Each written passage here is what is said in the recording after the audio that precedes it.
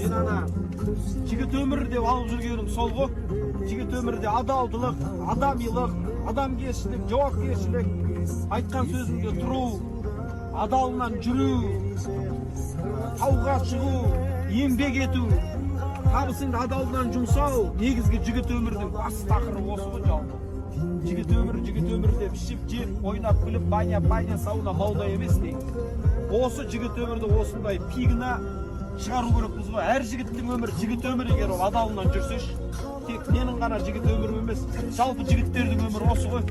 Көзге көрінбей, алдыға шығып кетпей, жалпы тып-тыныш қалың-шаңның арасында табиғатпен, ақиқатпен өзі қарапайымдылықпен өмір сүріп жүрген жігіттер көп қой мысалы.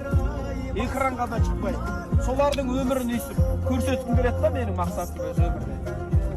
Кейін жігіт өмірдегі күй жазылып жатыр. Жігіт өмір кітабы шығады, содан оқиды адамдар.